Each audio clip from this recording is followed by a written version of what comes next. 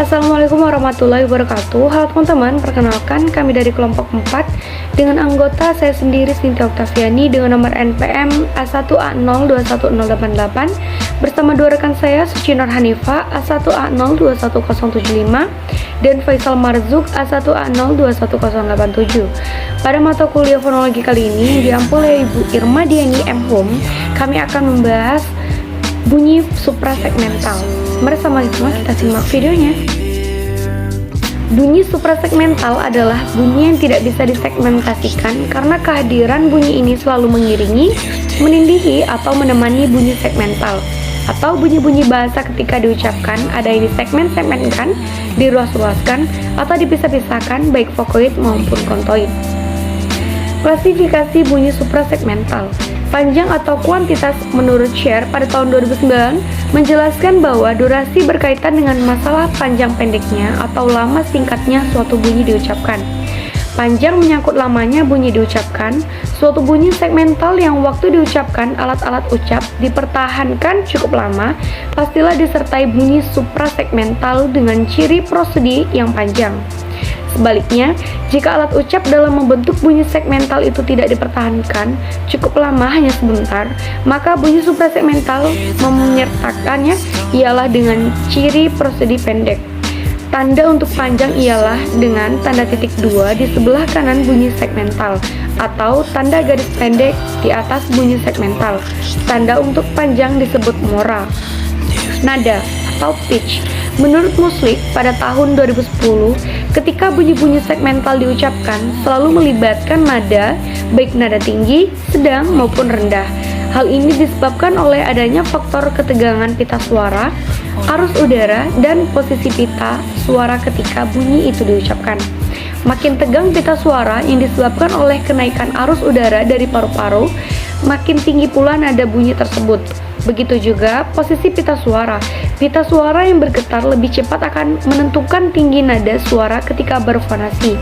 Nada ini menjadi perhatian fonetisi karena secara linguistik berpengaruh dalam satuan sistem linguistik tertentu. Misalnya, nada turun menandakan kelengkapan tutur, sedangkan nada naik menandakan tidak kelengkapan tutur.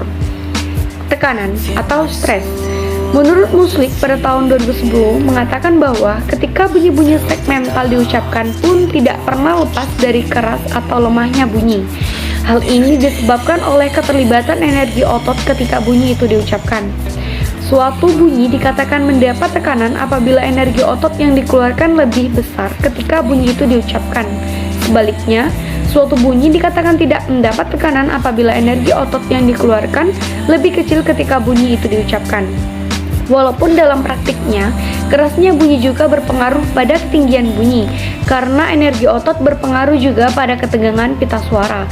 Kedua bunyi suprasegmental ini bisa dibedakan. Buktinya, tekanan keras dengan nada rendah pun bisa diucapkan oleh penutur bahasa. Jeda atau persendian atau gesture. Menurut Muslik pada tahun 2010, yang dimaksud dengan penghentian adalah pemutusan suatu arus bunyi segmental ketika diujarkan oleh penutur. Sebagai akibatnya, akan terjadi kesenyapan di antara bunyi-bunyi yang terputus itu. Kesenyapan itu bisa berupa di posisi awal, tengah, dan akhir ujaran. Jeda penyangkut pemberhentian bunyi dalam bahasa. Suatu bunyi segmental dalam suku kata, frasa, klausa, kalimat, dan wacana pastilah disertai dengan bunyi suprasegmental perhentian di sana-sini. Bunyi suprasegmental yang berciri prosodi berhenti di sana-sini itu disebut jeda atau persendian. Bahasa yang satu dengan yang lain jedanya berbeda-beda. Ada yang jedanya jelas, dan ada juga yang mungkin bedanya tidak jelas. Kesimpulan, bunyi suprasegmental adalah bunyi yang tidak bisa disegmentasikan karena kehadiran bunyi ini selalu mengiringi, menendihi, dan menemani bunyi segmental. Bunyi-bunyi bahasa ketika diucapkan ada yang disegmen-segmenkan, diruas-ruaskan, atau dipisah-pisahkan baik vokoid maupun kontoid. Bunyi suprasegmental juga memiliki ciri-ciri yang disebut dengan prosodi. Unsur bunyi suprasegmental diklasifikasikan sebagai berikut. Panjang atau kuantitas, yaitu nada atau pitch, tekanan atau stres, jeda atau persendian atau gesture.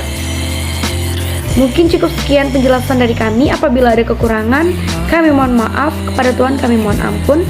Kami akhiri wabillahi taufiq wal hidayah. Wassalamualaikum warahmatullahi wabarakatuh.